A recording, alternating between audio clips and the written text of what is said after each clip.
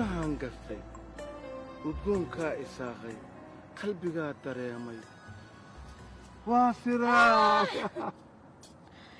ubax baad beertay aad baad u qurxisay waana gartay waanad mahadsan tahay maalintii dhaweyto ee hooyaday ay ku maagtayna ka raalli aho I don't know waxay kugu maagaysay waxyaalaha inaan garanayn bay ka hadlaysay I'm sorry wax aan jirin riisal aan bay ku maagaysay marka raalli aho waa raalli adiga unba waxa soo dhan igala weyn aniga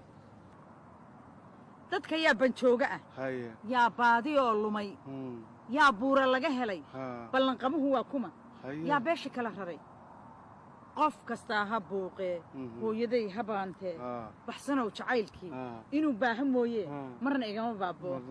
bartamaha habeenkii markaan soo baraarugo beerkaan istaabtaa I love you so much ay kadaan ayahoy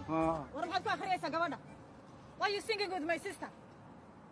iska caadi war wax caadi ma jiraan meesha ka carar calaamad cirka laga soo hindhisan ma aha saas masaasida koolada isku koolaynayo qoriga xara war meesha ka talaguma baahne maxaad iskaga duugaysadna maraba baatay na dhageyso maama horaad tidhi hashada adigu leedahay hubsima la siistaa ha iga noqon wakiiliyo ruux loo hadlaaye kolba hoga tusaaliyo waan garan laheeskee hooy ruuxaad leedahay hadduu hii ku leeyahay una hadalka kaa gurin ka harso ma fiicnayn ubaxa iyo heesaa hawada iyo sheekada ismahurada Soomaal isku hooyo weeye kala hayb miyay noqon waa maya unbelievable waxaan dhici karayn baad wadaa George it's not your business this is my business maxaa heerba heer yimi haan qabyaa loo talaya hawa la isla jiraa kala haab la maraya hawa beena la isfara siraada ka jaban koodhan lahaa anigu maanta maalin aan bad ka sheekayne ninkan isku ka dhadhajinayo waxa ma ogide ayar fadhi dhaadhahay aniga gardaraad ugu haysataa iyo waxaan jirin baad ugu haysataa wiilkan aniga waa wiil walaalkay weeyaan wiil Soomaaliyeed weeyaan isku diin baan nahay isku dal baan nahay isku dabeecad baan waan isla soo kornay naaya indha yar baad wadataa iyo ajnabi baad wadataa 24 saacadood badaada ma galo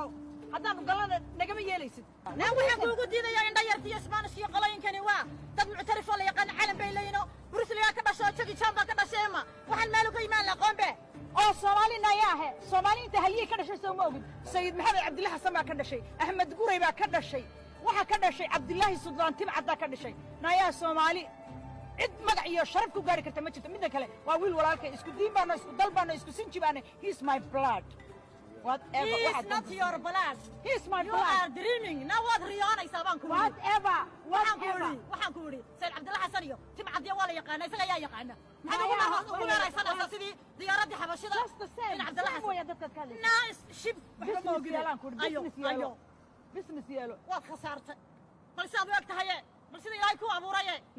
waxay Soomaalidan iska caydhisay dabada ku haysata sorry